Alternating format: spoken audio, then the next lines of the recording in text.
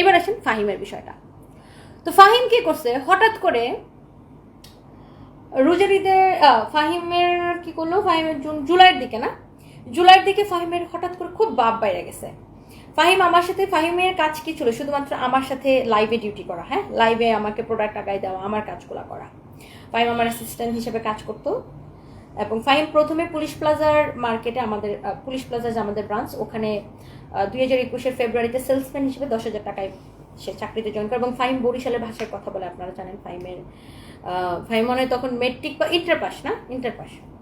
তারপরে ফাহিম এমনিতে ফাহিমকে খুব সহজ সরল, ভালো মানে ছেলে, ভালো মনে হচ্ছে একটা সহজ সরল ছেলে, ওকে আমি আমার অ্যাসিস্ট্যান্ট বানাইছি। তারপরে ফাহিমকে হচ্ছে যে আপনার আমাদের কোম্পানিতে কাজ করে অ্যাসিস্ট্যান্ট এইভাবে কাজ করতেছে। ফাহিমকে আমার সবসময় সৎ মনে হতো। তো আমার এই ওর সাথে পরিচয় হওয়ার পরে ও আমাকে একদিন বলছে, তুমি ফাহিমকে এত বিশ্বাস করো? আমি বলছি না, ও অনেক ভালো ছিল, কোনোদিন বিশ্বাসঘাতকতা করবে না। এবার আসেন বিশ্বাসঘাতকতার গল্প। তো হঠাৎ করে জুলাইয়ের দেখে ফাহিমের খুব ভাব বাইরে গেছে। মানে ফাহিম না আমার কথা বা আমাদের যে ম্যানেজারের কথা কোনো পাত্তাই দিতেছে না। তো ফাহিম এর মধ্যে কি করছে, একটা রিজাইন লেটার দিছে, অ্যাপ্লিকেশন দিছে যে সে চাকরি ছেড়ে দিবে। তো আমাদের কোম্পানির একটা সিস্টেম হচ্ছে, চাকরি ছাড়ার 2 মাস আগে আমাদেরকে অ্যাপ্লিকেশন দিতে হয়। তো দুই মাস আগে ফাহিম একটা অ্যাপ্লিকেশন দিয়েছে, কিন্তু ফাহিমের খুব ভাব বাইরে গেছে। তো বিষয়টা আমার খুব সন্দেহজনক মনে হয়েছে যে ফাহিমের হঠাৎ করে হয়েছে কি। এর মধ্যে পুলিশ প্লাজা থেকে আমার একটা স্টাফ জানাইছে যে ম্যাডাম, ফাহিম ভাই গোপনে আমাদের একটা কাস্টমারের সাথে উপরে মিটিং করছে। সে ওই কাস্টমারে আমাদের যত সব সাপ্লায়ারের তথ্য, আমরা কোথায় থেকে ব্যাগ কিনি, কোথায় থেকে ওয়েস্টার্ন কিনি, সব কিছু তথ্য সে দিবে। এবং সে ওই সাপ্লায়ারের সাথে, ওই কাস্টমারের সাথে সে পার্টনারে ব্যবসায় যাবে। এটা সঞ্জয় আমাকে এই তথ্যটা দিছে। তো দেওয়ার পরে আমরা এখন চিন্তা করি ফাহিমকে কীভাবে ধরা যায়। তখন আমার আইটি টিমকে বলি, আইটি টিমের কাছে ফাহিমের মেইল অ্যাড্রেস ছিল, কারণ ফাহিমের মাঝে মাঝে আইডিতে সমস্যা হলে আমার আইটি টিম দিয়ে ঠিক করাইতো। তো ওরা কী করছে, ফাহিমের মেইল ঘেটে, গুগল ফটোজ ঘেটে ওইটা, তখন ওরা আমার প্রেজেন্ট হাজব্যান্ডের একটা ছবি পায়। সেই ছবিটা কোনটা সেটাও আমি আপনাদেরকে দেখাইতেছি। ফাহিমের মানে মেইলের মধ্যে গুগল ফটোসে সেভ করা আমার স্টাফরা একটা ছবি পায়। সেটা হচ্ছে এই ছবিটা, আমার ফোনে এই ছবিটা দেওয়া। মানে ফাহিম অন্য একটা ফোন দিয়ে আমার ফোন থেকে এই ছবিটা তুলছে। তখন যখন আমার আইটি টিম এটা জানায়, তখন আমরা তো খুব অবাক যে ফাহিম এই ছবি কেন তুলে রাখলো। কারণ তখন আমরা বিয়ে করছি অগাস্টের 12 তারিখে। আর তখন তো ওর সাথে আমার জাস্ট কথা হইতেছে। আমি তো বললাম জুনের 21 তারিখে আমি দেখা করতে চাই প্রথম, আর এটা আমার প্রথমবার দেখা করার পরেই ছবি। তো তখন আমি যে ফাহিম তো এটা কোনো ভালো উদ্দেশ্যে আমার ছবি ওর মোবাইলে নেয় নাই, নিশ্চয়ই আমার অ্যাসিস্ট্যান্ট আমার ফোন থেকে আমার বয়ফ্রেন্ডের ছবি নিচ্ছে, সে নিশ্চয়ই এটা একটা ভালো উদ্দেশ্যে নেয় না, সে একটা খারাপ উদ্দেশ্যে নিছে, ব্ল্যাকমেইল করার উদ্দেশ্যে নিছে। তখন আমার কাছে বিষয়টা খুব সন্দেহ হয়। তো ফাহিমের তখন জ্বর ওঠে। ফাহিম জ্বরের জন্য ছুটিতে তার খালার বাসায় না কার বাসায় যেন গেছে। হ্যাঁ, তখন ফাহিম তো আমি বললাম যে ফাহিম এখানেই থাকতো, অফিসে থাকতো, তার জন্য একটা আলাদা রুম ছিল। তো ফাহিমের রুমটা হচ্ছে যে আপনার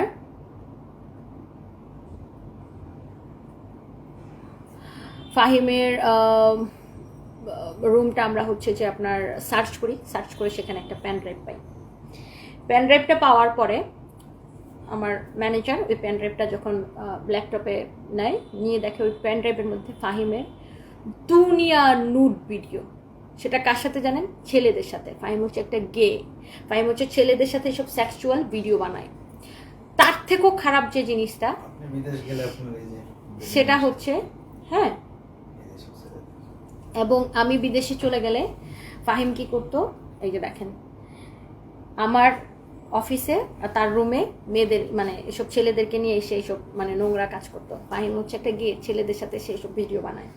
তার থেকেও ডেঞ্জারাস যেটা, তার পেন ড্রাইভে আমরা একটা ফাইল পাই, যে ফাইলের মধ্যে সে আমার নাম দিয়ে লিখে রাখে টনি নোটস দিয়ে সে একটা ফাইল বানায় রাখে।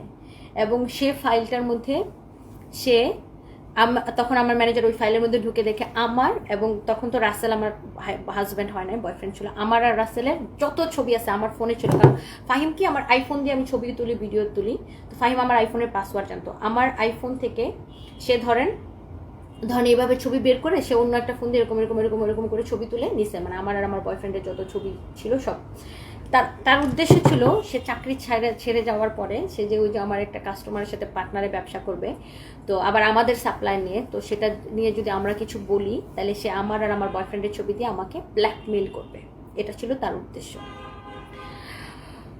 সো তারপরে আমরা ফাহিম যেটা দেখাচ্ছিল ওটা দেখো তো, ছেলের সাথে ছবিটা, তানভীর। তো তারপরে আমরা ফাহিমকে হচ্ছে ঢাকায় আনি অফিসে। ফাহিম জানে না এত কিছু, আমরা জেনে গেছি। ঢাকায় নিয়েছি, এনে তাকে জিজ্ঞাসাবাদ করা হয়, অনেক কিছু করা হয়। তারপরে যে স্বীকার করে যে সে আমাকে ব্ল্যাকমেল করার উদ্দেশ্যে আমার ছবিগুলো নিছিল। তারপরে তার থেকে আমরা লিখিত, মানে সে অনেক হাতে পায়ে ধরে আমার, তাকে আমরা পুলিশে দিতে চাই, পুলিশ কলও দিছিলাম, কিন্তু তারপরে তাকে পুলিশে দেই নাই, যেহেতু সে অনেক হাতে পায়ে ধরতেছে, এতদিন চাকরি করছে, কান্নাকাটি করছে। সে বলছে যে সে আর জীবনে এই কাজ করবে না এবং সেই সমকামিতা সাইরা দিবে, এই পাপ কাজ থেকে সে দূরে যাবে। তাকে আমরা বুঝাইছি যে আল্লাহর পথে ফিরে আসো। তারপরে সে জাস্ট এতটুকু দেখাইলাম, আর বাকি কিছু বললাম না। তারপরে সে বলছে সে আর অনলাইনে সব কিছু করবে না, সে অনলাইন থেকে দূরে থাকবে, সে গ্রামে যায় ভালো কাজ করবে অথবা শহরে সে অন্য কোনো ভালো কাজ করবে। তো ফাহিমের চ্যাপ্টার ক্লোজ, সে একটা লিখিত দিয়ে তাকে আমরা ছাড়ছি। বাট ওর এই হচ্ছে ফাহিমের ঘটনা। তো ফাহিমকে নিয়ে আমি কোনো কথা বলতে চাই নাই, বাট যারা ফাহিমকে জড়ায়, আমার একটা স্টাফকে জড়ায় আমাকে নিয়ে যারা গল্প বানাইছেন, তাদেরকে আমি আসলে কি বলবো।